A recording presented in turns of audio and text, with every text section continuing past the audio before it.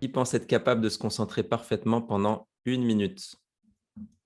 Alors là, tous ceux qui ont répondu avant, vous devez aussi lever la main. Là, je vais avoir tout le monde. OK.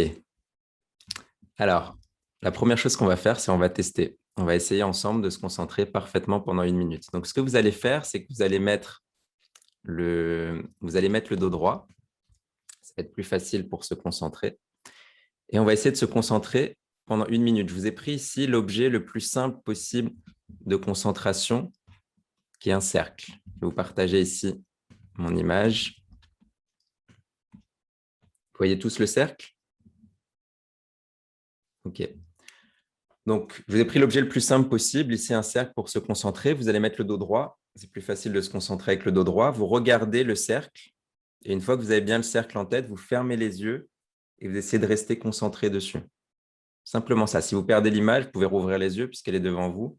Et ensuite, avec les yeux fermés, vous essayez d'avoir l'image du cercle et de rester parfaitement concentré dessus. C'est parti. 1 minute ici d'entraînement de concentration.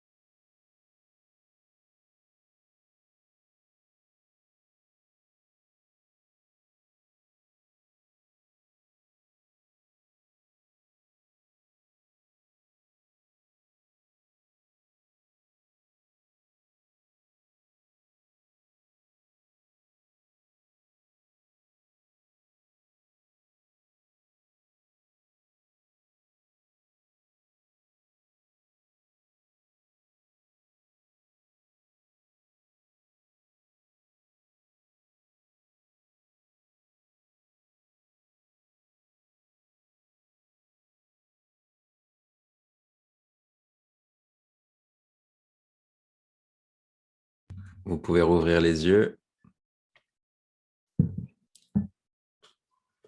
Et là, vous allez me dire si la concentration était parfaite pendant cette minute. J'ai eu l'impression que cette minute était longue. Je ne sais pas pour vous, mais j'ai eu l'impression qu'elle était assez longue pour certains d'entre nous. Donc, levez la main ici, ceux qui pensent s'être concentrés parfaitement pendant cette minute, vraiment à 100%. J'ai plus trop de volontaires. Donc, racontez-moi ici, soit dans le chat, soit en allumant votre micro, qu'est-ce qui s'est passé? Vous avez essayé de vous concentrer et ensuite, il s'est passé quoi? Pour ma part, en ce qui me concerne, je dirais que je pense qu'en fait, effectivement, c'est un bon moyen de se concentrer. Le fait de se fixer une image, de se fixer un objet. Par contre, quelque part, mon esprit s'y refuse. OK. Et il s'y refuse dans quel sens? Qu'est-ce qui s'est passé? Il s'y refuse parce que moi, je suis là pour voir ce que vous allez dire, mais je ne suis pas tout à fait disponible à m'y prêter complètement. Enfin, honnêtement, je vous le dis honnêtement, quoi. OK. Donc, il y a les conditions de motivation et d'envie pour arriver à faire bien l'exercice qui ne sont pas forcément réunies. C'est intéressant le point que tu poses ici parce que la concentration et l'émotion sont très liées. Nos meilleurs moments de concentration sont à des moments où on était touché par ce qu'on faisait, on était à fond dans ce qu'on faisait, que ce soit dans le sport ou dans le travail. Donc, il y a un lien, en effet, intéressant entre émotion et concentration. J'ai dans les témoignages ici des bruits, d'autres images qui s'intercalent. OK pour la minute. Donc, la première chose que je voudrais vous faire remarquer, alors je veux bien laisser un crédit de confiance à ceux qui pensent s'être concentrés parfaitement pendant 1 minute, mais en réalité, 99,9999999% des gens, c'est-à-dire tout le monde, on n'est pas capable de se concentrer parfaitement pendant 1 minute. Si peu importe le sujet, on prend un sujet, vous amenez l'attention dessus, l'attention dévie. Oui, mais est-ce que ça vient pas du fait que c'est comment dire, c'est pas totalement volontaire. C'est-à-dire qu'à un moment donné, c'est une concentration forcée. Moi, dans mon métier, là, je dessine beaucoup. Quand je fais un dessin, et je me dis, bon, ben voilà, j'ai une demi-heure pour faire ce dessin. Les gens de mon entourage vous diront, c'est que pendant ces une demi-heure, il ne faut pas venir me voir parce que sinon, je deviens certainement infect et ça se voit, et parce que je suis complètement concentré là-dessus. Et alors que là, par exemple, pour l'exercice qu'on vient de faire, toutes les 10 secondes, on est obligé de se redire, bon, il faut que je me concentre, il faut que je me reconcentre, il faut que je me revoie la boule verte, il faut que je me revoie ce truc-là. Alors que dans une tâche totalement, comment dire, je dirais volontaire, je suis sûr que je suis vraiment concentré à 100%. Et qu'il y a des gens qui passent dans le couloir, je ne m'en aperçois pas. Là, tout à l'heure, pendant qu'effectivement on se concentrait, pendant une minute, quelqu'un est passé dans le couloir, je l'ai entendu. Ok. Donc, C'est très juste. C'est très juste ce que tu poses ici. D'une certaine façon, ce que je vous demande ici, c'est d'aller à la racine de la concentration. Tu as raison quand tu dis que sur une demi-heure, 1 heure et demie, tu as un très bon niveau de concentration parce que se passe en effet le premier phénomène quand on approfondit la concentration, c'est qu'on s'abstrait de ce qu'il y a autour. Donc, ce que tu décris ici, d'avoir réussi à s'abstraire ou pas, est déjà synonyme d'un bon niveau de concentration. Ma question volontairement était un piège parce que j'ai parlé de concentration parfaite. Et pour être sûr que la concentration est parfaite, je dois être capable de percevoir quand elle dérive. On peut être en abstraction de ce qui se passe autour, mais qui a encore une déviation. C'est-à-dire on n'est pas encore à 100% de nos capacités de concentration. Donc, c'est juste ce que tu as dit, le niveau de concentration est déjà plus élevé. Et c'est lié à la question qu'on a eue juste avant, c'est-à-dire quand on a envie de faire quelque chose, quand on est mobilisé par quelque chose, le niveau de concentration est plus élevé. Là, ce que je vous demande, c'est d'aller à la racine d'une certaine façon, c'est travailler le muscle de la concentration. C'est la seule façon d'être sûr que nos pensées dévient ou pas. Si je vous mets une musique, par exemple, pour vous concentrer, le niveau de concentration sera sans doute plus facile qu'avec un son qui est toujours le même. Sauf que à quel moment vous serez capable de me dire si vous déviez ou pas de l'objet de concentration. Et donc, la première chose qu'on doit faire si on veut aller à la racine de la concentration et l'améliorer, c'est percevoir quand les pensées dévient. Donc, très juste ce que tu as dit, ça ne veut pas dire que la concentration est parfaite. Ça veut dire qu'elle est très bonne. Et ce qu'on va essayer ensemble, c'est de passer de très bonne à excellente. On peut toujours améliorer notre niveau de concentration. Donc, la première chose que je vous pose ici, c'est que peu importe l'objet, si on est attentif, si on est présent, on va se rendre compte que nos pensées dévient. C'est facile de se concentrer, c'est extrêmement difficile de rester concentré parfaitement. Et je crois savoir aussi que, en fait, quand on peut faire plusieurs choses à la fois, mais on ne peut penser qu'à une seule chose à la fois.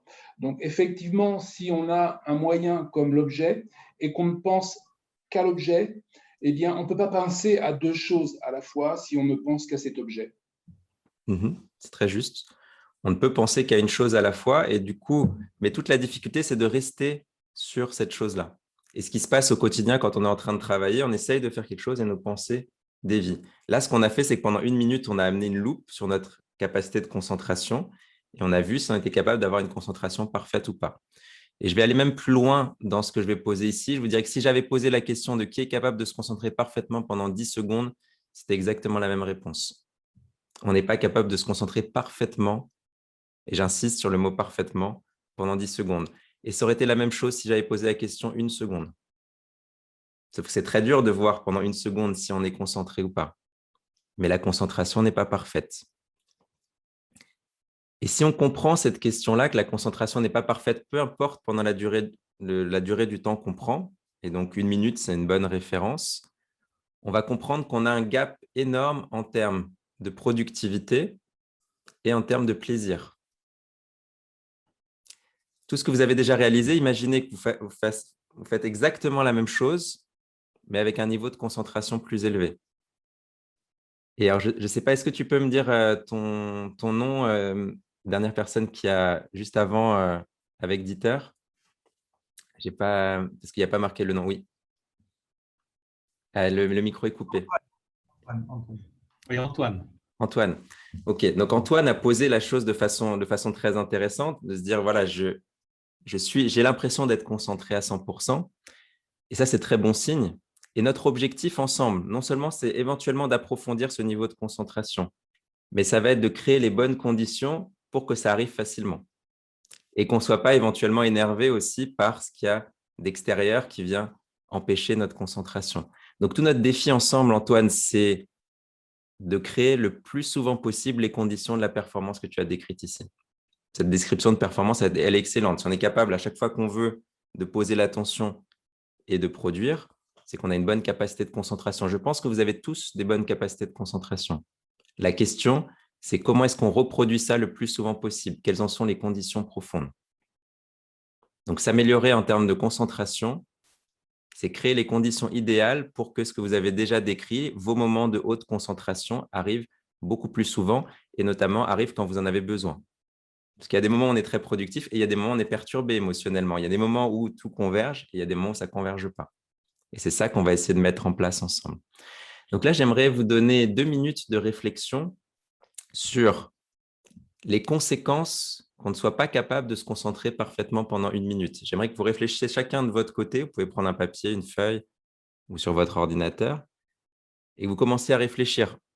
On n'est pas capable de se concentrer parfaitement à 100%. Quelles sont les conséquences de ça pendant 1 minute? Donc là, je vous laisse 2 minutes de réflexion sur quelles sont les conséquences profondes de ne pas être capable de se concentrer parfaitement pendant 1 minute. Et après, on va dérouler à partir de ça.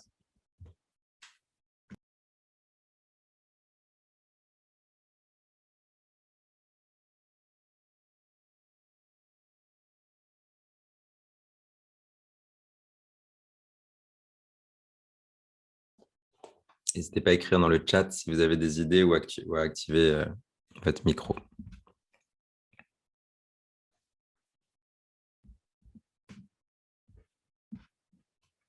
Alors, conséquences du manque de concentration, négative, fatigue, stress, qualité du travail, positive, gain de temps pour les tâches superflues, plusieurs choses faites en même temps. Ok, allez-y, il y a quelqu'un qui a activé son micro. Mais pour moi, c'est gain de temps, c'est-à-dire que c'est perte de temps. C'est-à-dire pour arriver au même résultat, mais on met 3 fois, 4 fois plus de temps. Ok. Alors, c'est intéressant parce que notre bureau d'études enveloppe, ce qui est écrit entre parenthèses sur Arcora, je pense que c'est l'open space. Ah non, c'est... C'est Maria, pardon. Ah, c'est Maria, ok. D'ailleurs, si vous pouvez tous mettre votre prénom dans vous nommer avec votre prénom, ce sera plus facile de vous identifier. Maria, tu as dit? C'est ça ton prénom? Oui. Ok. Donc, Maria, c'est intéressant, tu poserais est-ce qu'il y a des conséquences positives du fait de ne pas être capable de se concentrer parfaitement? En apparence, oui, on est capable de traiter plusieurs choses. En réalité, si on zoome vraiment à l'intérieur, comme nous posait l'un d'entre vous auparavant, on est capable d'avoir une seule pensée à la fois. Donc, on a l'impression de traiter plusieurs choses. En réalité, on traite une chose, puis dans les secondes d'après, on en traite une autre, puis on en traite une autre. Donc, notre incapacité à rester concentré sur n'a pas un impact en termes de productivité positive, même sur des tâches diverses. C'est notre capacité à rester concentré pendant quelques secondes sur une, puis sur une autre, puis sur une autre, qui va donner ce résultat. Et dans un autre sens, par contre, on a besoin, oui, en effet, d'une certaine façon, que notre attention ne reste pas concentrée sur quelque chose quand on a besoin de traiter une nouvelle information. C'est le seul point positif. C'est-à-dire que de façon très profonde, pourquoi est-ce que vos pensées dérivent en permanence? C'est parce qu'on est fait pour traiter les nouvelles informations. Si on a un animal sauvage qui arrive devant nous, on doit être capable de traiter ça en premier. On ne doit pas rester concentré sur ce qu'on était en train de faire. Donc, de façon archaïque et profonde, on a besoin de cette dispersion d'une certaine façon, mais ça nous empêche en effet de produire. Donc, conséquence, le temps qui m'échappe, tout ce que vous avez dit est très juste ici. Si vous avez l'impression que votre journée passe vite, que les semaines passent vite, que les mois passent vite, c'est souvent une question de manque de présence et de concentration. Donc, on va voir ensemble ici les grandes conséquences et on verra des solutions. Je vous apporte le problème ici du manque de concentration, mais on essaiera de mettre en place des solutions. La première conséquence évidente, c'est une perte en termes quantitatifs. Et ça, vous l'avez tous remarqué. Vous avez amené ici une étude faite par Carnegie Mellon University. Ils ont pris 2 groupes. Un groupe d'élèves qui faisaient un examen aux États-Unis sans être interrompu, et un deuxième groupe qui faisait exactement le même examen en étant interrompu. Ils avaient sur leur téléphone portable d'autres questions auxquelles ils devaient répondre. Le groupe qui était interrompu, on leur a laissé plus de temps à la fin, le temps qu'ils ont passé sur leur téléphone, on leur a rajouté à la fin. Donc, au final, les 2 groupes ont eu exactement le même temps pour répondre aux mêmes questions. Et le groupe qui était interrompu a eu 20% de performance en moins. 20% de performance en moins dans des examens aux États-Unis, c'est la différence entre réussir l'examen ou le rater. Donc ça, c'est une évidence, on va dire. Si on est moins concentré, on est moins présent, on est dispersé, on met du temps à se reconcentrer, notre niveau de performance diminue de façon évidente. Donc la première conséquence du fait qu'on ne soit pas concentré parfaitement, c'est que des travaux, des dessins que vous faites, vous pourriez les faire en 1 heure et vous avez eu des moments dans votre vie où vous les avez fait en 1 heure. Il y a des jours où ça vous prend 3 heures. Donc, il y a cette question de quantité. Mais pour aller plus loin, en fait, dans les études sur la concentration, ce qu'ils ont remarqué en réalité, c'est que pour des tâches très simples, lorsqu'on est dispersé, on arrive à les réaliser. Et c'était ça un petit peu, Maria, la question d'arriver à faire un certain nombre de choses même si on est dispersé. On peut penser qu'en réunion, tous ensemble, on peut être sur notre ordi, on peut être en train de faire différentes choses. Parce que sur des questions simples, on arrive à y répondre. Mais lorsqu'il s'agit de qualité de performance, la qualité diminue de façon drastique. Il y a une étude qui a été faite avec les conditions suivantes. On avait des cartes de jeu, roi de trèfle, 10 de cœur, etc., qui étaient montrées aux participants. Et on leur demandait, pour le premier groupe, simplement de regarder les cartes, et le deuxième groupe de regarder les cartes et de compter des bips en même temps. Donc, ils étaient attirés par autre chose. Donc, il y avait un groupe interrompu et un groupe pas interrompu. Sur des questions très simples, les 2 groupes performaient au même niveau. Mais dès qu'il y avait des questions plus complexes, de prévision, d'interprétation, où ça allait plus loin en termes de mémoire, le groupe interrompu chutait de façon très forte. Et donc, dans ce sens-là, c'est intéressant de réfléchir à vos métiers parce que vous avez été tous d'une certaine façon, pour arriver jusqu'ici, obligés de passer des examens, des concours, vous avez tous un niveau intellectuel élevé et vous avez besoin, ce qu'on vous demande, c'est une performance intellectuelle de haut niveau. Et donc, pour cette performance intellectuelle de haut niveau, on a encore plus besoin d'être concentré. Donc, si on fait ensemble une réunion stratégique pour définir l'avenir d'un projet, l'avenir de l'entreprise, et qu'on n'est pas concentré, l'impact ici va être encore plus fort. Donc, 1, conséquences quantitatives, 2, conséquences qualitatives. On parle beaucoup ici ensemble de performance et de productivité, mais de la même façon, c'est synonyme aussi de plaisir dans votre vie quotidienne. Qu'est-ce que nous reproche un ami quand on est avec lui et qu'il n'est pas content de notre présence? Il nous dit « tu n'écoutes pas ce que je dis, tes pensées sont ailleurs ». C'est la même chose. Donc, la qualité de vécu d'une relation amicale, la profondeur du plaisir qu'on va prendre quand on est en train de faire du sport ou de la musique et la productivité qu'on a au travail sont tous quasiment synonymes de notre niveau de concentration. Être concentré, être présent et prendre du plaisir, c'est quasiment la même chose. C'est des aspects différents de la même question. Avec quelle profondeur, quelle intensité vous vivez ce que vous êtes en train de faire. Et je vous dirais que les conséquences sur le fait de ne pas être capable de se concentrer parfaitement pendant 1 minute vont plus loin que ça. Les conséquences ne sont pas seulement quantitatives et qualitatives, elles sont aussi dans la durée. Il y a une autre étude ici que je vais vous montrer qui est très intéressante, qui nous montre la chose suivante. On a pris 2 groupes, à nouveau, un petit peu les mêmes conditions de base. Là, on demandait un travail RH qui devait être fourni, donc c'était répondre à un certain nombre de mails, organiser des événements, etc. Un groupe pas interrompu, un groupe interrompu. Et la chose intéressante dans le résultat que je vous amène ici, le groupe interrompu a eu des meilleurs résultats que le groupe pas interrompu. Donc, ça va à l'inverse de tout ce que je vous ai dit jusque-là. Si on regarde le temps pour faire les tâches, a diminué légèrement. Donc, c'était un peu plus rapide. Le nombre d'erreurs moyens a diminué légèrement. La taille des mails a diminué aussi et la politesse s'est réduite, mais pas de façon significative. Donc, si on regarde ce tableau ici, on pourrait se dire que finalement, le groupe qui était interrompu, qui devait répondre à un chef imaginaire, a mieux performé. Sauf que, c'était sur des tâches simples et pas sur des prévisions sur l'avenir, etc. Ça, c'est une première chose. Mais malgré tout, beaucoup d'entreprises pourraient souhaiter ce système-là, où il y avait un chef qui appelait et finalement, les gens ont réussi à performer à un bon niveau. Là, peut-être que vous allez me dire qu'est-ce qui se passe. Alors, tout ce que j'ai dit jusque-là sur la concentration, là, on voit un exemple très concret où la performance finalement est maintenue, voire améliorée légèrement. Ils sont allés plus loin, bien sûr, dans leur étude et ils se sont rendus compte de ça.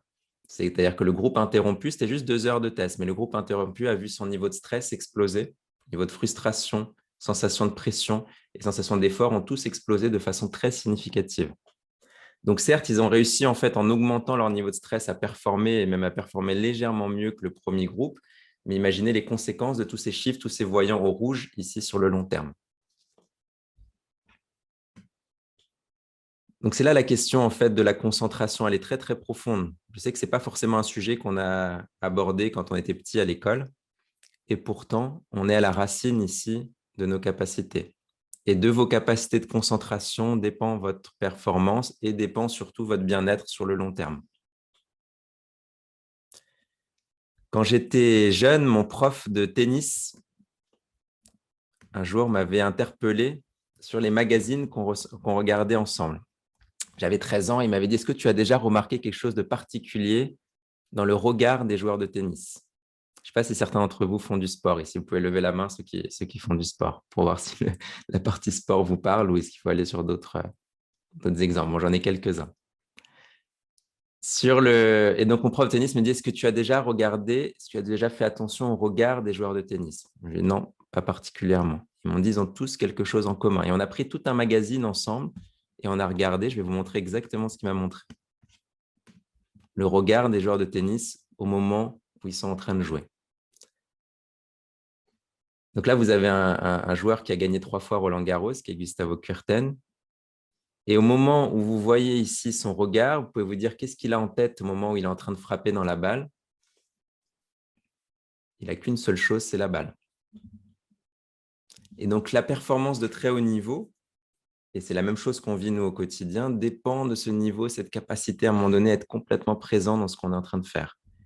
Et c'est valable pour le tennis, c'est valable dans tous les domaines en réalité. Si on regarde le regard d'Obama, on peut être sûr qu'au moment de son speech de haut niveau, il est présent dans ce qu'il est en train de faire. Et exactement la même chose ici si on prend une chef d'orchestre. On regarde son regard, la précision, ça se voit dans la posture et dans le regard, le niveau de concentration. Donc là, on a posé ensemble quelle est la question, son importance, sa profondeur. Bien sûr, on est au début de notre réflexion ensemble, mais je vais essayer de vous apporter des solutions dans ce sens-là. On a posé que c'est essentiel. Maintenant, qu'est-ce qu'on peut faire pour améliorer tout ça? Un certain nombre de solutions. La première chose, je vous ai posé apprendre, découvrir sur votre téléphone le mode avion. Il y a deux façons de traiter la question. La première façon de traiter la question, c'est de diminuer les dispersions. Comme on le remarquait tout à l'heure, Antoine, il disait voilà, moi je suis concentré et si on vient m'interrompre, je vais être énervé parce que je suis tellement concentré dans ce que je suis en train de faire. Donc, deux façons de traiter et d'améliorer notre niveau de concentration. 1, diminuer les dispersions. 2, augmenter nos capacités de concentration. Au passage, on peut définir la concentration à l'inverse de la dispersion. Je suis très concentré si je suis peu dispersé, je suis peu concentré si je suis très dispersé. C'est vraiment l'un et l'inverse de l'autre. Donc, première chose, téléphone en mode avion. J'insiste sur la question du mode avion, ce n'est pas juste le mode silencieux. Vous allez voir que votre performance est complètement différente ou votre plaisir, peu importe. J'utilise beaucoup le mot performance, mais ce n'est pas vraiment la question derrière. Votre niveau de présence, votre impact est complètement différent si vous n'avez plus d'informations externes qui viennent. Dans ce sens-là, je vous ai mis maîtriser le flux entrant d'informations. Donc, le premier travail que je vous suggère ici, on peut avoir un impact dès aujourd'hui, c'est de réfléchir profondément à votre flux entrant d'informations. Différencier certains flux entrants où vous avez vraiment besoin d'être interrompu sur le moment, éventuellement appel, je ne sais pas, de votre famille ou de votre chef ou quelque chose qui est en direct, qui se passe en direct, donc on n'a pas le choix. Si quelqu'un nous appelle, on a besoin d'entendre qu'il nous appelle. Pour tout le reste, on peut avoir 2 niveaux de flux entrants. On peut avoir ceux sur lesquels on aimerait être averti, c'est-à-dire les notifications au moment où on le souhaite, c'est-à-dire vous regardez votre téléphone et vous voyez un petit 1, un petit 2 sur des différents messages, etc. Et tous ceux sur lesquels vous n'avez pas besoin de recevoir de notifications. Exemple, le nombre de nouveaux mails que vous avez en retard. La plupart d'entre nous, on a sur notre messagerie 100, 200, 5, 10, 20. Ça ne fait que rajouter du stress inutile. Vous n'allez pas oublier de checker vos mails. Par contre, le fait de voir en permanence 100, 200, 300 n'est en général pas productif. Je vais vous donner des suggestions ici. Après, chacun doit trouver son organisation, celle qui va fonctionner pour lui. Mais cette maîtrise des flux entrants est fondamentale. Et du coup, la façon d'interagir aussi en équipe. Si vous êtes dans un open space et que vous avez conscience que personne n'est capable de se concentrer parfaitement pendant 1 minute et qu'on va mettre énormément de temps à se reconcentrer, vous allez considérer différemment la façon d'interrompre vos collègues de travail. Vous allez réfléchir à 2 fois avant de les interrompre. Est-ce que c'est vraiment nécessaire? Est-ce que j'ai vraiment besoin de l'information? Si ça va m'apporter, ça va me faire gagner 1 heure de travail, évidemment que ça vaut le coup d'interrompre votre collègue, mais ce n'est pas toujours le cas. Ensuite, j'ai posé ici des plages de travail seul. C'est un peu plus facile en période de télétravail, mais c'est essentiel que dans votre journée, vous ayez des moments où vous n'êtes pas interrompu. Et comme nous le posait en effet Antoine, il y a vraiment un moment où on est dedans et on a besoin que personne ne nous interrompe. Alors, on peut mieux gérer les émotions par ailleurs, mais indépendamment de ça, le fait d'être interrompu va toucher de façon profonde notre performance. Donc, si dans votre journée, vous n'avez aucun moment de travail où vous savez que vous n'allez pas être interrompu, au passage, c'est différent. Être interrompu ou pas, le fait de savoir, d'être sûr qu'on n'est pas interrompu, psychologiquement, on n'est pas dans le même état. Je ne sais pas si vous avez déjà remarqué que parfois, quand vous êtes dans le train ou quand vous êtes dans l'avion, les pensées affluent, vous êtes très présent parce que vous avez la certitude dans l'avion que vous êtes connecté à rien. Ça peut être des moments extraordinaires de performance. Et l'idée, c'est de reproduire ça aussi dans votre quotidien. Et finalement, ici, entraîner sa concentration. Comment est-ce qu'on entraîne la concentration? Exactement de la façon dont on l'a fait ensemble. On prend un objet, image ou son, et on essaye de poser l'attention dessus. Pendant 1 minute, 2 minutes, 3 minutes. On n'a pas besoin de plus, le plus régulièrement possible. Si vous faites ça 2-3 fois dans la semaine, vous allez déjà commencer à avoir un résultat. Si on l'entraîne tous les jours, c'est encore mieux. On n'a pas besoin de très longtemps. On a besoin d'avoir un moment où on pose notre attention et c'est comme si on apprenait à soi-même à se concentrer. C'est comme si vous alliez vraiment à la racine, au muscle de la concentration. Derrière, vous allez, ce que j'ai posé sur le slide, entraîner l'attention. C'est-à-dire votre concentration, tout ce que vous faites au quotidien est un entraînement de concentration. Quand vous devez faire un dessin, quand vous devez répondre à un client, quand vous devez écouter une formation, c'est un entraînement de concentration. On essaye d'amener notre attention sur quelque chose. Sauf que là, dans notre exercice, on va aller vraiment à la racine et on va savoir si on est concentré ou pas. Et vous verrez que d'une semaine sur l'autre, d'un jour à l'autre, votre niveau de concentration n'est pas le même. Vous commencez l'exercice, vous verrez que certains jours, vous êtes très dispersé. À l'inverse, vous pourrez commencer l'exercice, certains jours, vous serez très concentré. Et donc, le fait d'avoir ce marqueur et d'avoir un exercice extrêmement simple et de le faire de façon répétée va nous permettre de travailler à la racine de la concentration. Certaines personnes me disent « j'ai pas le temps d'entraîner ma concentration ». C'est un très mauvais calcul, puisque c'est justement en étant concentré que vous allez gagner du temps. Donc, on a tous en réalité 5-10 minutes par jour pour entraîner la concentration. Si on perçoit à quel point on est dispersé dans notre journée, et tout le temps en réalité qu'on perd, on a tous intérêt à affiner notre outil qui est le plus important, qui est celui de la concentration. S'il y a une capacité physiologique que vous devez développer, c'est la concentration. Tout le reste est conséquence de ça. On va en voir d'autres ensemble, on va avoir d'autres outils, on a plein d'outils physiologiques, mais le plus important, c'est pour ça que j'ai commencé par ça, nos formations, la question de la concentration. Ne pas vouloir améliorer sa concentration, c'est un petit peu comme le dessinateur qui ne veut pas améliorer son outil de travail, qui me disait « moi, ça ne m'intéresse pas d'avoir un crayon, par exemple, d'avoir un bon crayon, si je veux dessiner ». C'est un peu la même réflexion. Donc là, on va pouvoir l'affiner. Je ne suis pas en train de dire que vous n'avez pas une bonne capacité de concentration. Vous avez tous sans doute une très bonne capacité de concentration. Par contre, on peut l'augmenter.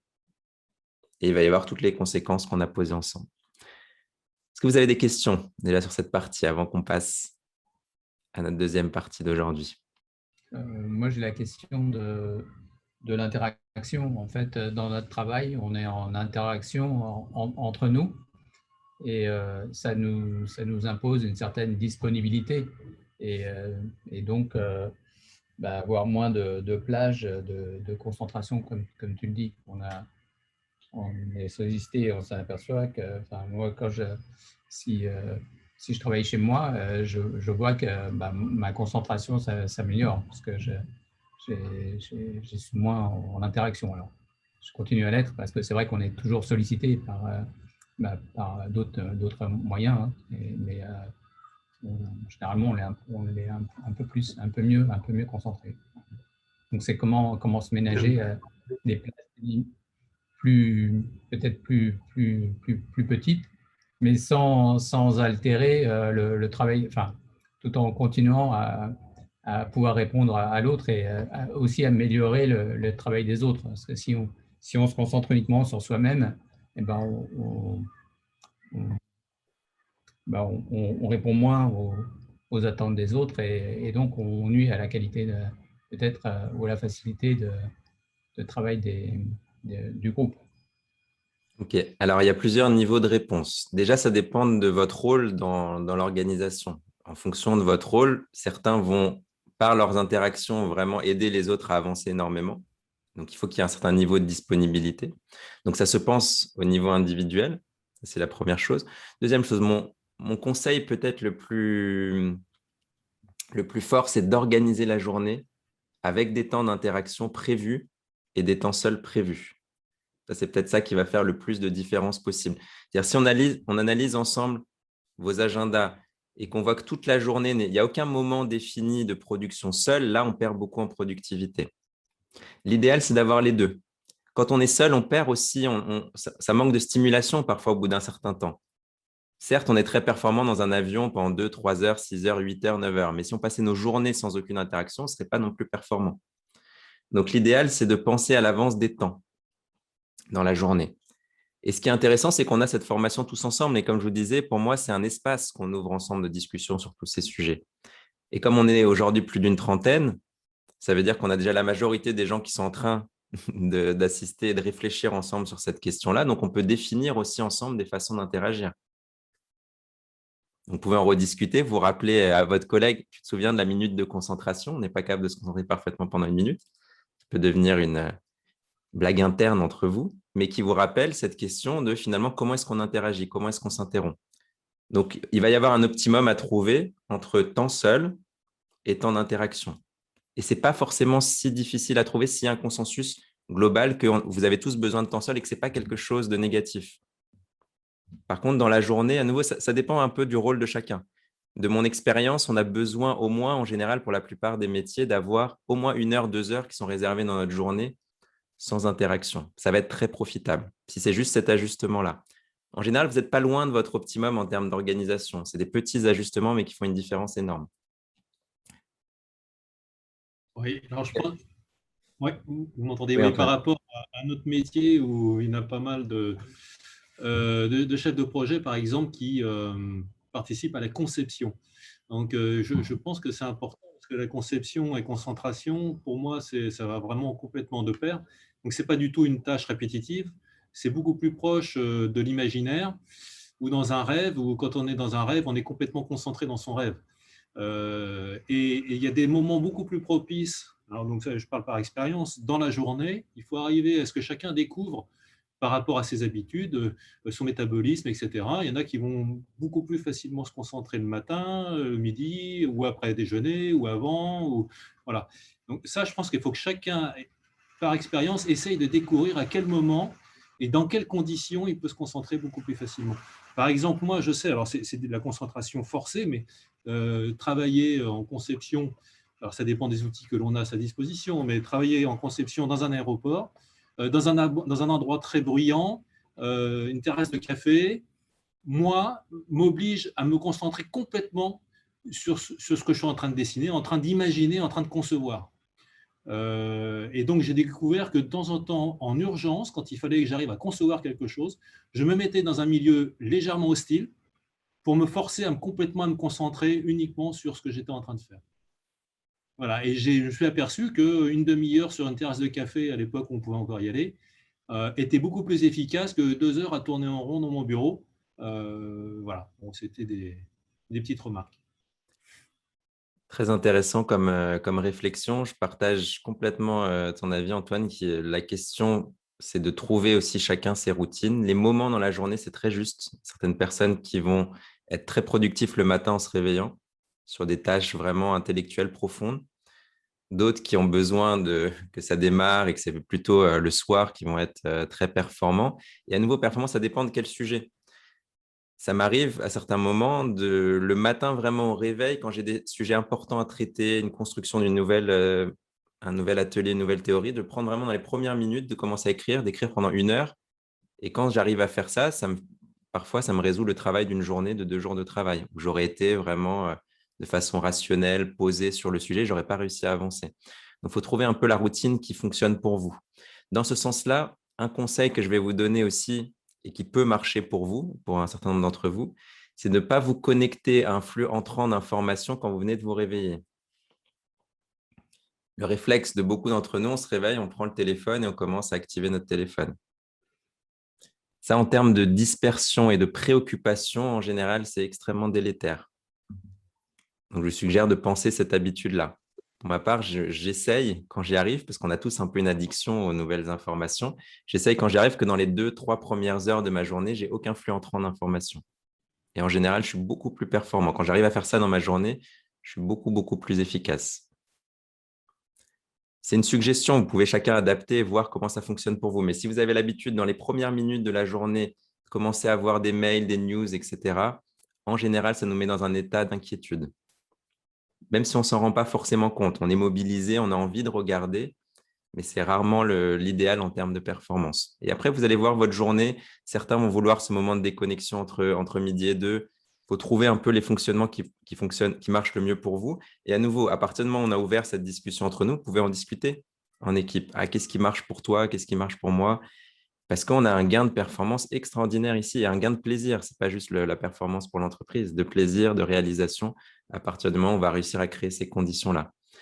Il y a plein de choses qui se passent, Antoine. C'est très intéressant le cas où tu dis « je vais aller travailler à une terrasse de café ». Il y a plein d'éléments qui se mettent en place à ce moment-là. Déjà, tu te déconnectes de ton lieu habituel. Tu n'as pas éventuellement les distractions du lieu ou alors l'ennui même éventuellement du lieu ou certains éléments du lieu émotionnel et tu te connectes à autre chose. Donc, c'est vraiment intéressant en effet de tester les endroits. Vous avez l'opportunité aussi actuellement de tester différents endroits par définition. La maison, est-ce que demain, ce sera d'aller travailler un petit peu à côté de chez soi, dans un coworking? Est-ce que c'est aller travailler plus au travail? C'est des discussions que vous pouvez avoir globalement. Mais en tout cas, le changement de lieu de travail nous amène toutes ces questions-là et nous montre que parfois, on est beaucoup plus efficace en étant seul qu'en groupe ou le contraire. Donc, il y a vraiment une optimisation à faire. D'autres questions ou remarques, partage? La concentration et l'open space. Là, on vit une période un peu particulière parce que bon, il n'y a pas beaucoup de monde, voilà. Mais en temps normal, l'open space génère énormément de raisons de se distraire. Dans ce sens-là, il faut encore plus avoir une réflexion profonde sur cette question que les interruptions ne sont pas forcément productives pour le groupe. Donc, il peut y avoir une prise de conscience au niveau du groupe, du fait qu'on est en open space, mais on va faire attention au niveau de concentration des autres. Après, certains vont travailler avec de la musique dans les oreilles, ça va marcher pour eux, ça ne marche pas pour tout le monde. Certains, ça va marcher avec de la musique classique, d'autres avec d'autres types de musique. Donc, il faut arriver de toute façon à se créer une bulle et avoir des temps. Ce qui est certain, c'est que si l'open space est en permanence source de distraction, interaction pendant toute la journée, on perd énormément en productivité. C'est une évidence que dans l'open space, c'est très positif pour les interactions, l'esprit de groupe, etc. Mais il est très négatif en termes de productivité et niveau de concentration. Donc, on doit encore plus mettre en place ces réflexions, ces discussions, de voir à quel moment j'interromps la personne autour de moi. Ça vient dans les deux sens. Il y a la personne qui crée sa bulle de travail et vous qui allez essayer de ne pas casser cette bulle de travail. On s'est rendu compte sur des études sur la concentration que parfois, en moyenne, on mettait plus de 20 minutes à réatteindre le même niveau de concentration qu'on avait atteint à partir du moment où on est interrompu. Bonjour, moi je pense que pour l'open space, contrairement, il est plus productif parce que si on rejoint un peu l'étude que vous avez montrée, on a une configuration spatiale qui crée plus de convivialité et du coup, ça ne nous met pas à être concentré 100% toute la journée, donc ça ne crée pas de stress. Si on a moins de stress, on est plus productif. Donc ça, donc il y a un avantage d'un côté et un inconvénient de l'autre côté. Après, en fait, quand on est en open space, tout simplement, comme vous dites, après, on gère la concentration. Moi, j'utilise par exemple le casque. Parfois, même si je ne mets pas de la musique, je les mets comme ça, juste pour éviter, pour être voilà, dans ma bulle et s'isoler un tout petit peu. Et parfois, je mets de la musique parce que j'ai des tâches qui ne demandent pas en fait, de la concentration. Et ça, en fait, ça déstresse et ça me met plus productif. Donc, moi, je pense que simplement, il faut bien gérer sa bulle. Voilà. C'est en fonction de la configuration spatiale et tout, parce qu'il y a une étude qui montre que voilà, il y a plusieurs types d'espaces de travail et c'est l'open space qui est toujours le plus productif. Voilà. Malgré tout, malgré… Ce que tu as posé ici est très juste. Et à nouveau, mon idée, c'est d'utiliser le meilleur des différents mondes. C'est-à-dire là où on va être extrêmement productif, c'est quand on a de l'interaction, on est mobilisé, on a le groupe qui nous porte et on a des temps seuls, on a des temps. Et pour certains, cette bulle, ils arrivent à la créer facilement en open space, pour d'autres, non. Donc, il va falloir trouver aussi des solutions qui vont marcher pour chacun et avoir du coup la souplesse dans la gestion de vos projets pour voir qu'est-ce qui marche le mieux pour vos collaborateurs. Très bien. Donc, vous voyez qu'on a ouvert ce sujet de la concentration. C'est un sujet large. On pourra l'aborder, le réaborder et aller beaucoup plus loin encore en termes de niveau de concentration, mais on a déjà posé la base. La base de la base, c'est s'entraîner, exercice de concentration le plus souvent possible pour améliorer et percevoir si on est concentré et travailler toutes ces choses autour qui vont nous permettre de diminuer les distractions et d'être le plus efficace en groupe possible. On a vu qu'on a touché ici très rapidement la question à chaque fois très vite, on est arrivé à la question du stress. Concentration était liée profondément au stress. Donc, on va essayer de comprendre mieux cette question du stress et de vous fournir déjà des outils aujourd'hui pour travailler dessus. La première chose, c'est comprendre ce qu'est le stress. On parle beaucoup de stress. Ça ne veut pas dire qu'il y en a une compréhension fine qui nous permet de le déjouer. La première chose, c'est de comprendre que le stress est un mécanisme physiologique extrêmement positif qui nous permet d'activer nos capacités cachées, des capacités qui ne seraient pas utilisées naturellement.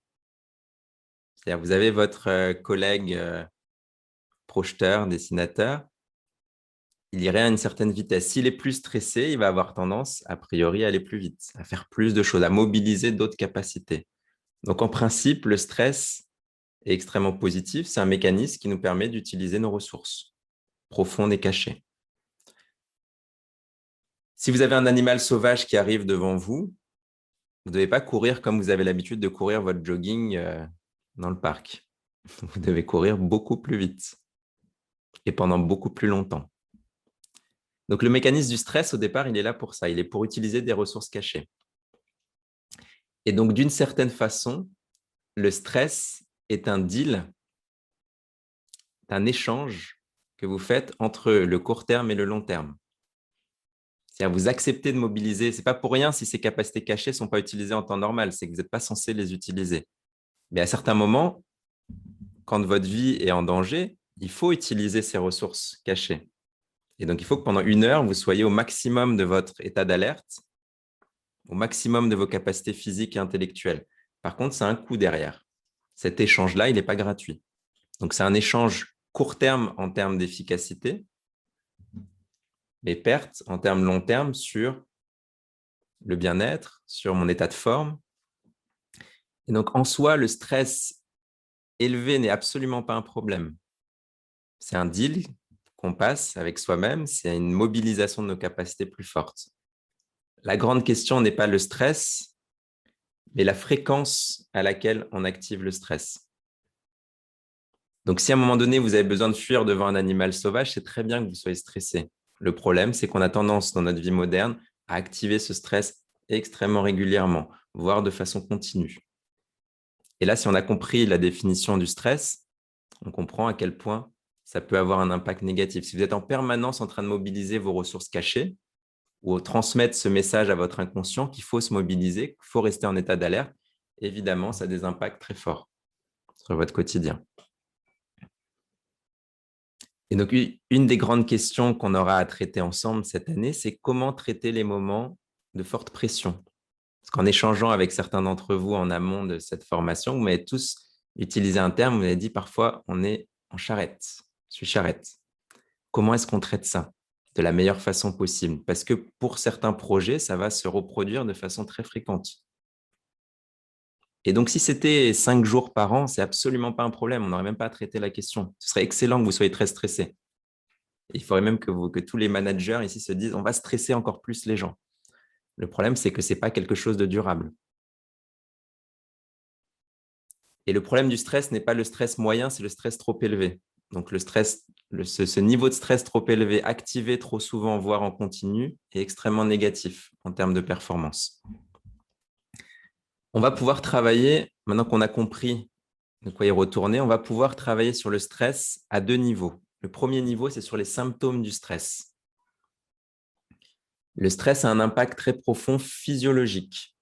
Quand vous êtes stressé, le cœur accélère, la respiration accélère, on peut avoir éventuellement les mains moites, tout le corps montre ces effets du stress. On a une tension au niveau du corps qui est plus grande.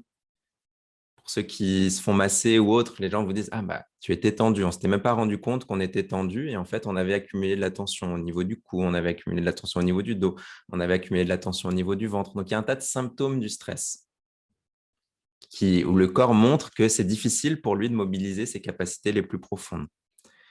Et donc, dans ce sens-là, on va pouvoir faire un travail sur les symptômes physiologiques du stress. Vous allez pouvoir créer les conditions d'un état de détente. Qu'est-ce que seraient les conditions d'un état de détente? C'est d'être profondément décontracté et relâché. On peut apprendre ça ensemble, rentrer dans un état profond de décontraction. Et l'outil qu'on a par excellence pour mieux gérer les émotions, et en particulier le stress, c'est la respiration. Chaque type d'émotion transforme le rythme de votre respiration. Je ne sais pas si vous avez déjà observé ça. Vous pouvez lever la main, ceux qui ont déjà observé le lien entre respiration et émotion. On est quelques-uns. À peu près la moitié d'entre vous. En réalité, vous savez tous qu'il y a un lien profond entre respiration et émotion. Vous le savez tous sans forcément l'avoir rendu conscient. On a l'habitude d'observer le rythme respiratoire de notre interlocuteur, sans même avoir besoin d'y faire attention. Si j'arrive devant vous dans notre première formation et que j'accélère le rythme de ma respiration, j'arrive devant vous aujourd'hui et je vous dis « Je suis très content de vous parler aujourd'hui, très détendu, c'est un plaisir de vous voir. » Et là, vous me regardez et me dites « C'est quoi ce truc ?» Et la seule chose que j'ai changé, c'est juste le rythme de ma respiration. Je n'ai pas changé mon émotion, mais vous avez l'habitude d'interpréter la respiration saccadée, état émotionnel instable. Et si je fais l'inverse, que je respire très lentement, prends simplement une respiration lente. Et je vous dis, je suis très tendu aujourd'hui. Un niveau de stress extrême. Et là, vous me regardez à nouveau, vous dites, il y a un truc qui ne va pas. Ça ne colle pas. Le discours ne colle pas avec le rythme de sa respiration. Et je n'ai pas changé mon émotion. J'ai juste changé le rythme de ma respiration. De la même façon qu'entraîner sa concentration est un petit joyau pour votre développement personnel et professionnel, apprendre à respirer est une des ressources les plus intéressantes pour travailler sur les émotions. Donc, si je ralentis mon rythme respiratoire, d'une certaine façon, mon interlocuteur va avoir une perception différente de mes émotions, mais ce qui est encore plus intéressant, c'est que moi-même, mon corps va interpréter qu'on est dans une situation où il peut être détendu. C'est-à-dire que si pendant suffisamment longtemps, je reprends cette respiration profonde et lente, c'est extrêmement difficile de rester dans la même instabilité émotionnelle. En d'autres termes, si je suis très stressé et que pendant 5-10 minutes, je respire de façon lente, je vais aller dans le sens d'une situation de décontraction et je montre à mon corps qu'il peut se relâcher, qu'il n'a pas besoin justement de mobiliser ses capacités profondes et cachées. Donc, la première chose que vous devez apprendre, si vous voulez gérer les pics de stress, on verra après qu'est-ce qu'il faut faire quand il y a un stress plus latent, plus profond, plus lent. Mais sur les pics de stress, c'est apprendre à gérer sa respiration. Et ça va marcher que si vous êtes habitué à ça. C'est-à-dire que vos amis vous disent déjà, quand vous êtes très énervé ou très stressé, vous dites « assis-toi et respire ». Sauf qu'on a tout sauf envie de s'asseoir et respirer quand on est énervé. Si quelqu'un vous a déjà dit « assis-toi, respire », sans doute que vous n'avez pas eu envie de vous asseoir et de respirer. Par contre, si on s'est habitué et que c'est quelque chose qu'on a mis dans notre quotidien, d'entraîner une respiration plus profonde, on a l'habitude de changer le rythme de notre respiration. Et là, c'est relativement facile à mobiliser. Donc, vous allez pouvoir apprendre vraiment à ralentir la respiration, ensuite jouer avec le rythme de votre respiration de façon très profonde. C'est un des outils les plus intéressants physiologiquement. Et ici, maintenant, ensemble, j'aimerais qu'on relève un petit défi. On va se fixer un défi, on va être ensemble dans le défi, un petit challenge ensemble. Mon objectif, ça va être ici de développer vos capacités respiratoires en quelques minutes. Le challenge qu'on va relever ensemble, c'est d'augmenter vos capacités respiratoires à chacun ici de 30%. On va voir si c'est possible d'augmenter d'au moins 30% nos capacités respiratoires. On va voir si ça marche aussi pour ceux qui ont le masque. C'est peut-être un petit peu plus difficile, mais on va tenter. Donc, ce que vous allez faire, c'est qu'on va comment est-ce qu'on pourrait mesurer nos capacités respiratoires? On va mesurer ensemble le temps qu'on est capable de rester avec les poumons vides. Le moment où vous avez besoin d'inspirer à nouveau, c'est quand vous n'avez plus d'oxygène.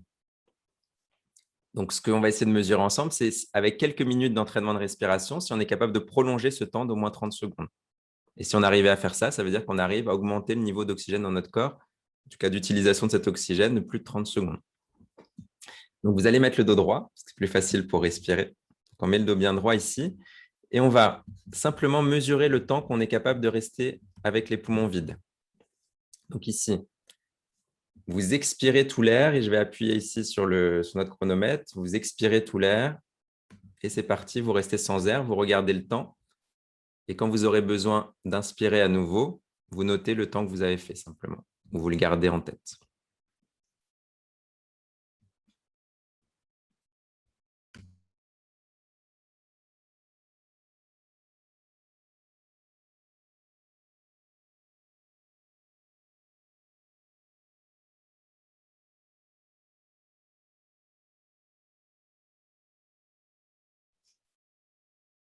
Pour ceux qui arrivent à rester encore sans air, vous pouvez rester. Et on va commencer notre entraînement de respiration. Vous allez mettre vos mains sur votre ventre.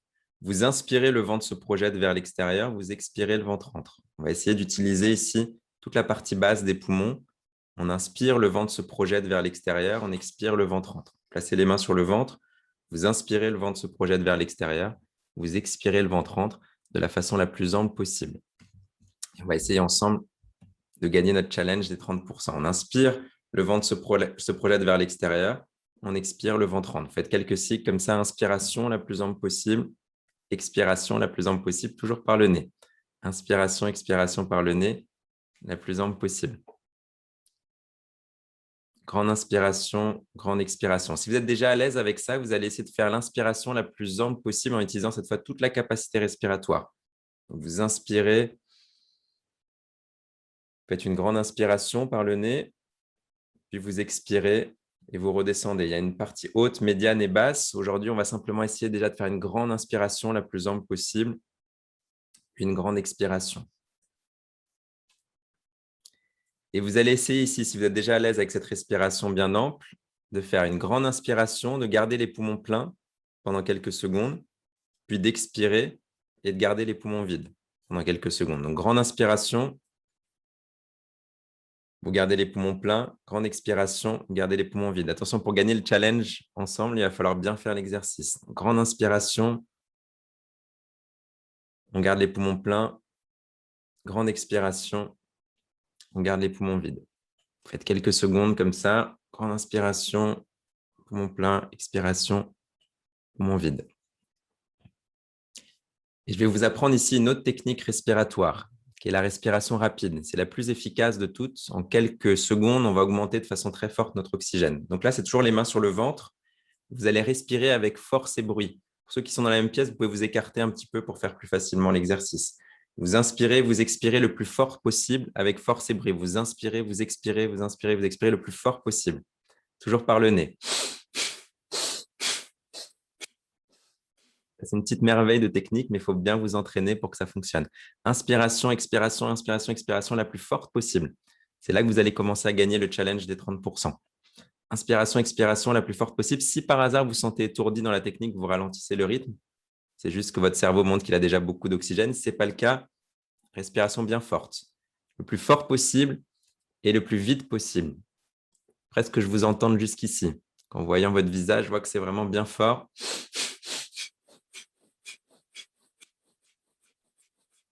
Avec de l'entraînement, on peut vraiment le faire fort et vite. Et les dernières secondes.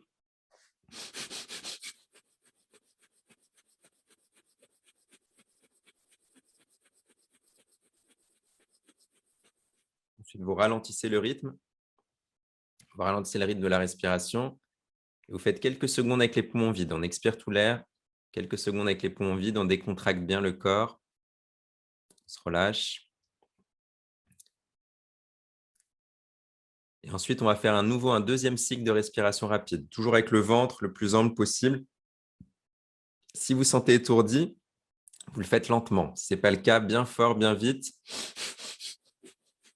Et c'est là la dernière ligne droite dans notre entraînement de respiration. C'est là que vous allez vraiment avoir un résultat intéressant. Respiration rapide, bien forte, plus fort possible.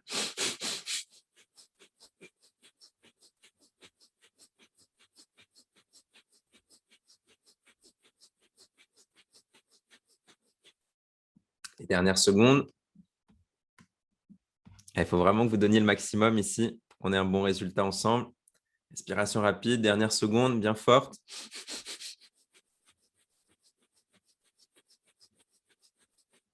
Ensuite, on ralentit le rythme. On ralentit le rythme de la respiration et à nouveau, vous expirez tout l'air.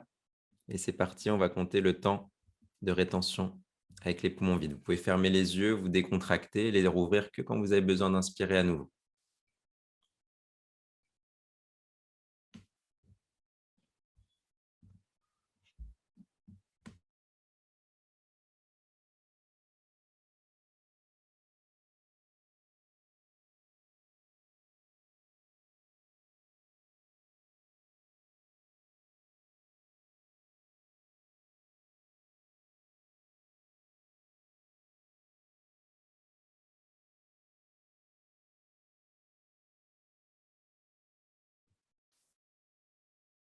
Quand vous aurez besoin d'inspirer à nouveau, vous marquez dans le temps, dans le chat, l'augmentation que vous avez fait en pourcentage. Combien de pourcents vous avez augmenté par rapport à la première fois. Ceux qui peuvent rester, vous restez encore le plus longtemps possible, être bien détendu.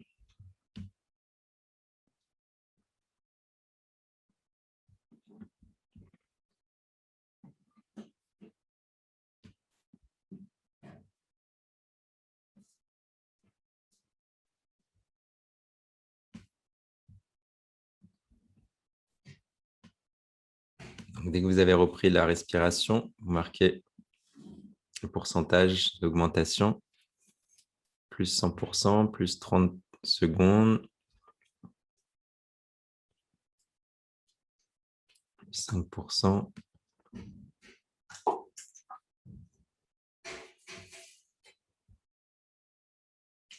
plus 110%. Vous voyez qu'ici, ensemble, on n'a pas les conditions idéales pour s'entraîner. On pourrait créer des conditions encore plus parfaites pour entraîner la respiration. On n'a fait même pas 5 minutes ensemble d'exercice et on a déjà un résultat pour la plupart d'entre vous qui est parfois 30, 50, 100%, 200%, plus 25% en quelques minutes d'entraînement de la respiration. Donc, on a une capacité, en entraînant les bonnes techniques, assez rapidement, quelques minutes aussi, d'entraînement, d'avoir un impact sur la respiration et donc, du coup, sur le niveau de vitalité que vous avez dans votre corps. Quand on a beaucoup d'oxygène, notre cerveau fonctionne de façon plus efficace et il va y avoir un lien très fort entre respiration et concentration. Déjà parce qu'à partir du moment où votre respiration est plus profonde, vous créez une situation émotionnelle plus stable, donc ça facilite la concentration et en plus, simplement parce que si vous augmentez le niveau d'oxygène dans votre cerveau, vous allez mieux vous concentrer. Et donc là, vraiment sur le stress, j'ai beaucoup d'autres outils à vous transmettre, mais j'ai pris volontairement le plus efficace. Respiration entraînée de façon très régulière, on travaille de façon très profonde les conditions pour être dans un état de décontraction. Et c'est ça qui nous intéresse. Il y a beaucoup d'études faites sur la concentration et sur la respiration. Je vais vous montrer ici les résultats d'une étude sur la respiration. On voit l'impact que ça peut avoir sur votre quotidien. Ici, l'étude a été la suivante. Ils ont fait 30 minutes de respiration consciente, exactement de la façon dont on l'a fait ici. Inspiration profonde, expiration profonde pendant 30 minutes. Nous, on a fait ensemble 3 minutes. Ils ont fait 30 minutes de respiration sur un test d'efficacité. C'est un test qu'on appelle le cancellation letter. On vous met des lettres, il y a des lettres qu'il faut enlever. Donc, c'est un test simplement de concentration et d'efficacité. Selon vous, 30 minutes de respiration a donné une diminution d'erreur de combien de pourcents? Faites vos paris ici. Simplement, des gens qui n'avaient jamais entraîné auparavant la respiration, 30 minutes de respiration, test avant et après en termes d'efficacité. De combien les erreurs diminuent? Vous pouvez m'écrire dans le chat ce que vous pensez en termes de 30%, 50%. Alors, vous êtes enthousiaste. Je vous dirais que si on avait déjà un outil sur soi qui permette de diminuer le nombre d'erreurs de 5% en entreprise, on serait déjà content. Si les dirigeants ici, notre entreprise, avaient un outil pour que tous les employés diminuent leur nombre d'erreurs de 5%, sans aucun coût supplémentaire, parce qu'il suffit juste de respirer, ce serait déjà extraordinaire. Mais vous avez raison, le résultat est beaucoup plus que 5%, c'est 33%, un tiers d'erreurs en moins. Le groupe qui a fait 30 minutes de respiration a eu un tiers d'erreurs en moins. On n'est pas en train de parler de quelque chose de secondaire en termes de productivité et d'efficacité. On est en train de parler d'une source majeure d'amélioration. Ils sont allés plus loin dans cette étude-là. Ils ont testé un autre type de respiration qui est la respiration alternée, qui est extrêmement facile à faire. Ça revient à boucher une narine, inspirer par une narine, puis expirer par l'autre. Inspirer, expirer. On bouche une narine, on inspire, on bouche l'autre narine, on expire, on inspire. Simplement respirer de façon alternée au niveau des narines. Accessible aussi à toutes les personnes qui débutent en respiration. Et là, le nombre d'erreurs a diminué de 42%. Et ils se sont rendus compte en allant plus loin que la narine droite agissait sur l'hémisphère gauche du cerveau et que la narine gauche agissait sur l'hémisphère droit. Et du coup, on avait, pour une des deux narines, on avait à peu près, quand on faisait 30 minutes qu'avec une narine, on avait à peu près 40% d'amélioration en termes d'erreurs, et avec l'autre narine, 0%, parce que ça allait stimuler des zones plus proches de l'imagination, de la créativité, etc. Et cette respiration, en fait, de respiration alternée est très connue pour non seulement stimuler les deux hémisphères, mais quand on la fait suffisamment longtemps pour améliorer la communication aussi entre les hémisphères cérébraux. Donc, vous avez des outils, vous avez un outil ici vraiment formidable. Si vous n'avez pas entraîné jusque-là votre capacité respiratoire, je dirais que c'est une des meilleures choses qu'on va pouvoir mettre en place ensemble. Ce n'est pas difficile, mais il faut s'entraîner de façon régulière. Alors, pour aller plus loin sur cette question du stress, on a certes une réponse sur les moments de pic d'avoir la respiration. Mais un autre problème du stress, c'est quand il est latent, qu'il est profond, qu'il y a quelque chose qu'on a besoin de changer sur le long terme.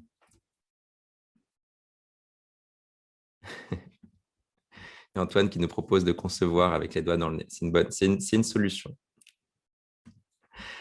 Alors, au niveau… Oui, vas-y. Respiration consciente, ça veut dire qu'il faut se concentrer sur la respiration, c'est-à-dire qu'on fait que ça ou on fait autre chose en même temps? Alors, dans l'étude qu'ils ont fait, on fait que ça. Mais en réalité, l'idée de régulièrement, là c'était des débutants, ils faisaient ça pour la première fois. Mais l'idée, si ça rentre dans votre quotidien, c'est aussi une façon dont vous allez respirer sans même vous en rendre compte. L'idée, c'est d'amener l'attention dessus pour optimiser la respiration et qu'ensuite, inconsciemment, on respire déjà de façon beaucoup plus profonde. D'accord. Donc, les deux vont être intéressants, c'est-à-dire qu'on a un entraînement vraiment spécifique, comme la concentration. On se concentre déjà au quotidien, mais on va prendre un exercice où on apprend à se concentrer de façon régulière. De la même façon, on apprend à respirer, on indique à notre corps comment est-ce qu'on aimerait qu'il respire. Et la tendance, ensuite, c'est respirer de façon beaucoup plus profonde. Alors, j'ai une autre question.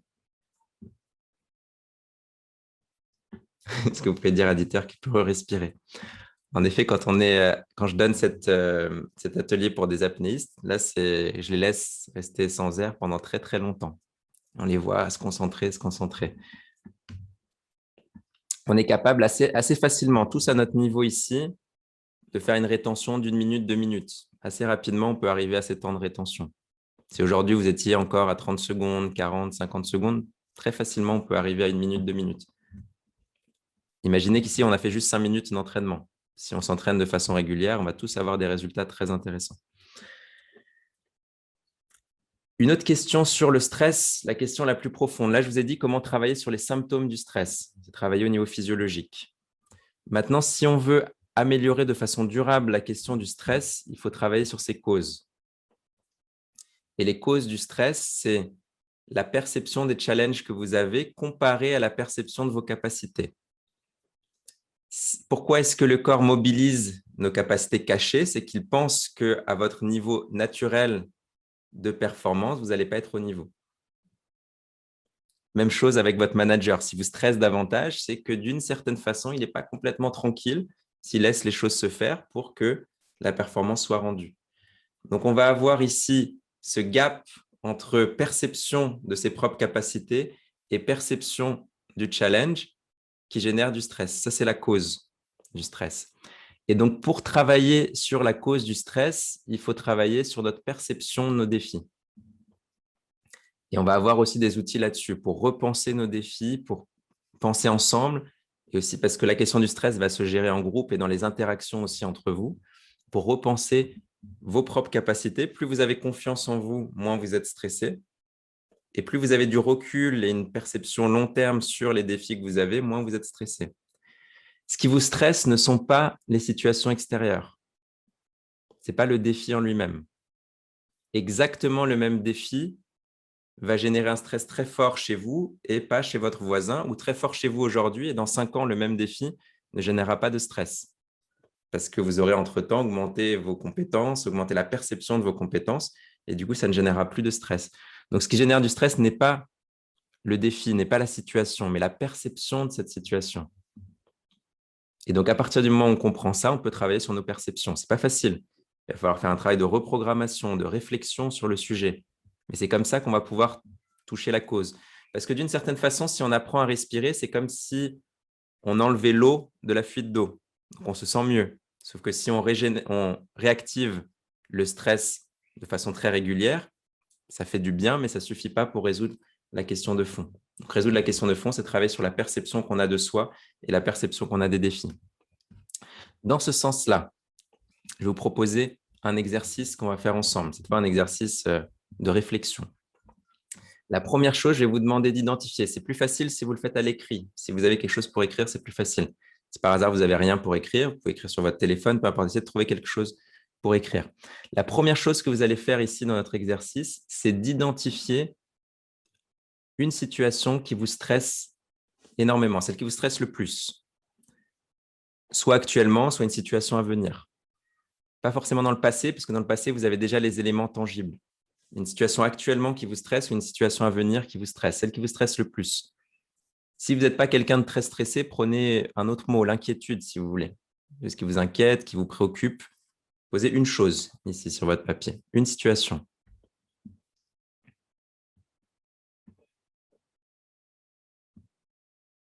Et une fois que vous avez fait ça, vous allez essayer, je vais vous laisser un petit peu de temps, ici 1 minute pour réfléchir dessus. Vous allez essayer de trouver qu'est-ce qui vous inquiète vraiment dans cette situation, de laisser parler la peur qui existe derrière. La peur n'est pas forcément des choses dont vous avez conscience, n'est pas forcément rationnelle. Ça va peut-être poser, si ça ne se passe pas bien, telle chose, il se passerait ça, ça et ça, je perdrais ça, je perdrais ça. Laissez monter des choses ici intimes, que vous êtes le seul, personne ne va regarder ce que vous allez écrire. Donc, osez poser ici quelles sont les vraies inquiétudes qu'il y a derrière et laissez-vous même surprendre par ce que vous écrivez ici. Si vous êtes surpris par ce que vous posez ici, c'est que vous avez vraiment posé les peurs et les inquiétudes qu'il y a derrière. Et à nouveau, personne ne va le lire. Mettez vraiment sur ce sujet quelle est la vraie inquiétude derrière. Quelles pourraient être les conséquences si ça ne se passe pas bien, la situation que vous allez imaginer. Je vous laisse 1 minute ici pour aller chercher, poser de la façon la plus naturelle possible ce qui vous vient. Pourquoi finalement il y a ce stress? Quelle est l'inquiétude derrière?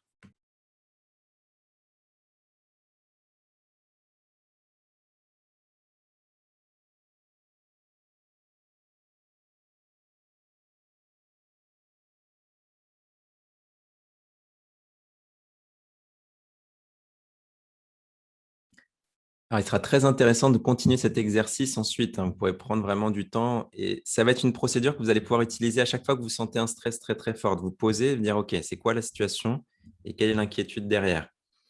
Parce que le propre des peurs, c'est de se nourrir de l'imaginaire et de rester dans l'inconscient. À partir du moment où on les pose sur le papier, on va se rendre compte que plein de choses sont gérables, beaucoup plus que notre imaginaire et notre inconscient étaient prêts à poser. Et donc, la troisième étape là, de notre exercice, ça va être d'écrire maintenant sur votre papier ce qu'il est probable selon vous qui se passe, plus ce dont vous avez peur qui se passe, mais ce qu'il est probable, selon votre expérience, dont vous avez l'habitude, vous avez noté ici, en principe, qu'est-ce qui va se passer. Et en général, il y a un écart entre l'inquiétude et ce que vous savez rationnellement qui est très fort probable de se passer. Je vous laisse ici 30 secondes ici pour noter ce que vous pensez qui va vraiment se passer dans la situation qui vous inquiète.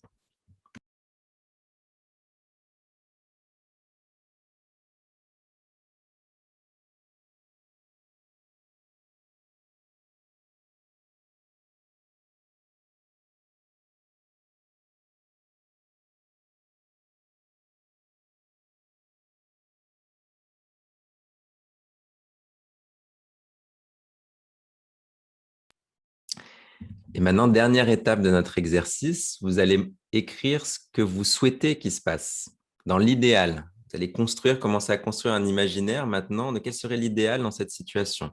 Peut-être que c'est proche de ce qui va déjà se passer sur la version la plus probable. Mais si c'est le cas, mettez des détails ici. Vous allez vous comporter comment? Quelles vont être les conséquences? Quel serait l'idéal ici maintenant en termes d'imaginaire? Il faut quelque chose de réaliste. On ne va pas faire un idéal qui ne correspond pas à quelque chose de probable, de possible. Mais quel serait maintenant, vous posez dans cette situation, le résultat idéal? Je vous laisse 30 secondes à nouveau là pour poser, pour dire, voilà, je souhaite que dans cette situation, il se passe telle chose.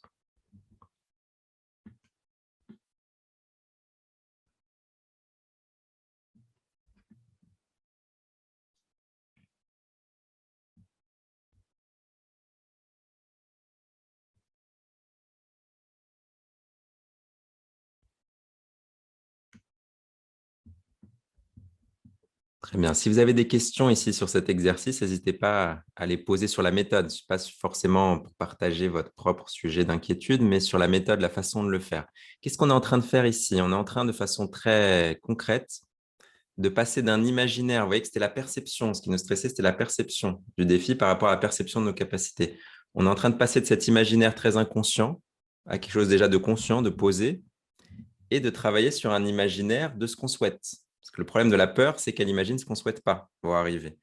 Et nous, on va essayer de renforcer, à l'inverse, ce que l'on souhaite voir arriver. Et donc, dans les situations qui vous stressent, si vous posez de façon claire ce que vous souhaitez voir arriver et que vous y revenez de façon très régulière mentalement, la tendance, c'est que le niveau de stress vis-à-vis de ce sujet diminue de façon drastique.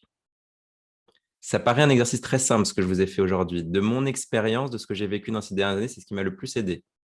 Il est très bête, très simple, mais il a tendance à fonctionner parce qu'on travaille sur la racine et la question qu'il y a derrière le stress. Très souvent, on est stressé, mais on n'a pas osé aller voir la peur et l'inquiétude qu'il y a derrière. Et ensuite, on n'a pas fait ce travail pour démonter cette peur et poser les choses de façon objective et poser ce qu'on souhaite. Donc, c'est un outil ici vraiment un mécanisme très, très simple que vous pouvez mobiliser dans différentes situations.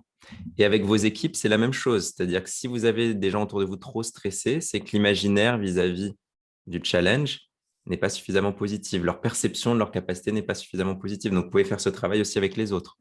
Ce que les gens cherchent à faire quand on est trop stressé, à nous rassurer d'une certaine façon. Donc, on doit construire un imaginaire. C'est le rôle aussi des leaders dans l'entreprise de construire un imaginaire positif de ce qu'on est en train de construire ensemble. Des questions sur le stress, avant qu'on conclue? Je vais vous faire une conclusion un peu sur l'ensemble des éléments qui vont nous permettre une performance durable. Mais si vous avez une question sur la réduction du stress, je vous ai proposé ici 2 chemins. Un, c'est le travail physiologique. On a débuté, bien sûr, aujourd'hui, un travail plus profond à mettre en place. Un sur le travail physiologique et un sur la question de repenser son rapport au monde, de repenser notre rapport, notre perception du challenge et de soi. Donc, on va essayer de voir ici, de façon un peu plus large, avoir une perspective sur quel travail on doit mener ici tout au long de l'année pour développer justement une performance de façon durable. La première chose, la base de la base, on n'en a pas parlé aujourd'hui, c'est d'avoir un haut niveau de forme physique. Tout le reste ici va fonctionner ou ne pas fonctionner en fonction de cet élément-là. Les jours où vous êtes en forme, le niveau de concentration est là. Les jours où vous êtes fatigué, le niveau de concentration n'est pas là. Aussi simple que ça, cette base-là de forme physique et niveau d'énergie est le fondement le plus important. Au passage, la respiration, et notamment la respiration rapide, va nous aider à stimuler notre niveau d'énergie. Deuxième élément dont on va avoir besoin pour une performance durable, c'est la bonne gestion des émotions. Comme vous l'avez remarqué au tout début, vos premières remarques me disaient exactement ça. Vous me disiez, quand j'ai envie, finalement, quand je suis mobilisé, ma concentration se passe très bien. Quand je suis touché dans mes émotions, ou qu'il y a quelque chose qui me perturbe à l'extérieur, ma concentration diminue. Et donc, tout ça sont les piliers, en fait, pour atteindre un bon niveau de concentration. Si je n'ai pas un haut niveau de forme physique et une bonne gestion des émotions, c'est très difficile de me concentrer. C'est pour ça que je vous disais sans doute que vous êtes tous déjà assez bons en concentration. Par contre, ce qu'on essaie de faire ensemble, c'est de créer les conditions idéales pour que votre niveau de concentration puisse s'exprimer. Et ces 3 éléments, ces 3 piliers ici vont nous permettre, en termes physiologiques, à accéder au niveau le plus élevé de performance, dont on parlera sans doute cette année, qui est l'intuition. Les moments où tout coule, les moments où vous êtes dans le projet, les dessins vous viennent, où vous êtes avec votre client, vous savez ce que vous devez lui dire, où vous êtes en position de management, vous savez à quel membre d'équipe vous devez parler. Ces moments où les choses se passent de la façon la plus fluide possible et à haut niveau sont propres à l'intuition, on y reviendra à nouveau. Et pour créer ces conditions-là, on a besoin de forme physique, bonne gestion des émotions et puissance de concentration. Dans ce sens-là, on a toute une boîte à outils. Je vais vous montrer d'abord la boîte à outils, après on va voir quelques chiffres là-dessus. Toute la boîte à outils qu'on a dans la De Rose méthode et que je vous propose de découvrir dans les prochaines semaines. Respiration, entraînement physique, relaxation, imagerie mentale, concentration, méditation. C'est tous les éléments qui vont dans la direction de ce qu'on a posé ensemble. Le fait d'être présent, d'être concentré, de se sentir bien. Et on va avoir en parallèle tous les concepts qui vont nous permettre de réfléchir ensemble et à mettre en place les conditions idéales pour que ces techniques fonctionnent. Gestion du stress, gestion des émotions, connaissance de soi, tout ce qu'on a commencé à aborder ensemble. On va avoir un pilier pratique, technique, et un pilier théorique, conception, qui va nous permettre d'accompagner vraiment nos résultats. On a des chiffres intéressants sur toutes ces techniques. Il existe en réalité énormément d'études faites. L'année dernière, sur toutes les techniques simplement de méditation, il y a eu 2000 ouvrages dans le monde, 2000 ouvrages et publications scientifiques sur le sujet. Donc, on est aujourd'hui, des études sur le sujet foisonnent. Je vous ai pris des chiffres ici qui sont assez marquants. 2 mois, le temps nécessaire pour que la méditation commence à développer certaines parties du cerveau. C'est une étude faite à Harvard pendant 4 ans, 2015-2019. On étudie simplement avec des exercices réguliers de méditation et on étudie les différentes parties du cerveau. Il y a une modification sur des parties du cerveau à partir de 2 mois d'entraînement. Et 25 ans ici, l'âge estimé du cortex préfrontal d'une personne de 50 ans qui pratique la méditation. Donc, on a vraiment une capacité à stimuler nos capacités cérébrales, à les développer et presque à rajeunir d'une certaine façon. Et je vous ai mis ici 100%, c'est le pourcentage des élèves sur une enquête qu'on a faite qui, après nos cours, se sentent mieux, sentent qu'il y a vraiment un impact immédiat. Et je vous invite du coup dans les prochains jours et les prochaines semaines à les découvrir. Je vais vous expliquer un petit peu plus comment. Et ce que je souhaite faire avec vous, c'est le travail qu'on a fait avec de nombreuses entreprises. Ici, je vous ai pris l'exemple de Nestlé où on étudie les résultats, on mesure les résultats ensemble. C'est-à-dire on met en place un travail régulier et on mesure les résultats, on mesure l'impact ensemble. Là, sur le travail de Nestlé, je vous enverrai les slides de la présentation d'aujourd'hui, donc vous pourrez regarder plus en détail. Mais ils nous avaient appelé au départ sur la question de motivation, de bien-être et de santé. Et on a eu comme résultat 94% des gens qui, après un certain nombre de mois, il fallait au moins 3 mois ici pour répondre à ce questionnaire, 94% d'entre eux se sentent plus motivés. Presque 100% d'entre eux sentent qu'au niveau bien-être et santé, on a réussi à augmenter. Et tout ça va avoir un impact sur les autres domaines, sur le niveau de gestion des émotions, d'interaction avec les autres. Donc, tout ce travail ici que je vous propose, pour ceux qui le souhaitent, à nouveau, il va y avoir 2 niveaux, on va dire, pour avancer dans le travail cette année. L'idée, c'est qu'on ait à peu près tous les 2 mois quelques ateliers pour approfondir des thèmes. Je vous ai pris celui un peu de prédilection sur la concentration aujourd'hui. L'idée dans le 2e atelier, c'est qu'on travaille sur gestion d'émotions et gestion des conflits. On améliore la communication, qu'on développe tout ça dans toutes les organisations. On a besoin de travailler sur ce sujet-là. Ce sera un sujet important. Et parallèlement à ça, donc, on va avoir différents ateliers. Parallèlement à ça, vous aurez accès à une plateforme. Dans cette plateforme, vous avez la possibilité justement d'avoir accès à des contenus quotidiens où vous pouvez entraîner les techniques que j'ai évoquées aujourd'hui.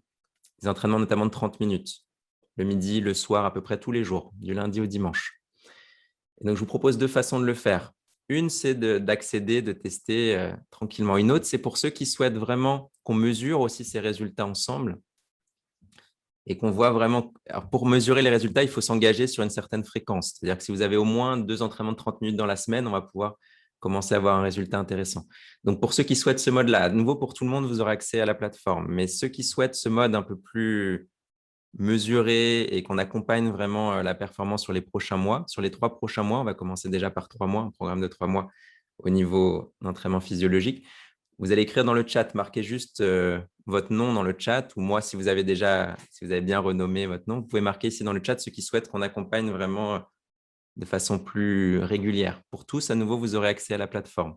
Ceux qui souhaitent vraiment un travail plus régulier ici et constant, vous pouvez écrire dans le chat votre nom, oui ou moi, si vous voulez qu'on vous mette dans cette étude-là.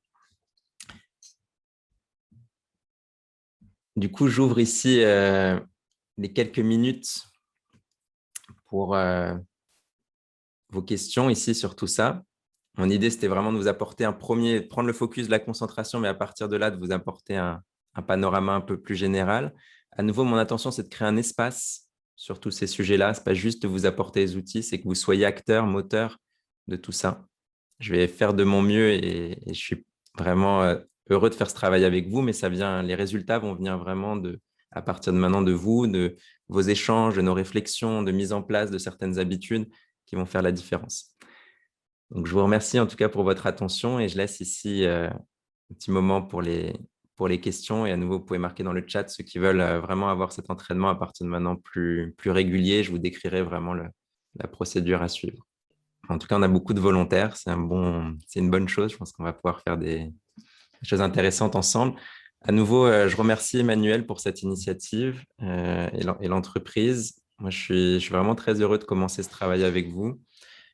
Un autre élément, c'est que je suis toujours disponible si vous voulez échanger à titre individuel. Vraiment, si on veut s'appeler sur quelques minutes ou vous avez des questions, je vais vous laisser ici mes coordonnées. Et comme ça, vous pouvez me joindre soit par mail, soit par téléphone. Je vais partager mon écran ici. Ça, vous avez et mon téléphone et mon mail que vous pouvez noter. Et n'hésitez pas vraiment, ça me fera plaisir de savoir où vous en êtes, de pouvoir échanger avec vous. Donc, si vous avez des questions, il y a des questions qu'on a envie de traiter sur le bien-être et la performance en groupe, et il y a d'autres questions qui sont plus individuelles, personnelles. N'hésitez pas vraiment que je puisse vous servir de point de contact et de réflexion et d'accompagnement et de soutien sur tous ces sujets. Très bien. Du coup, je vous remercie pour votre attention, votre concentration et votre participation active. Et je vous souhaite à tous une très bonne journée.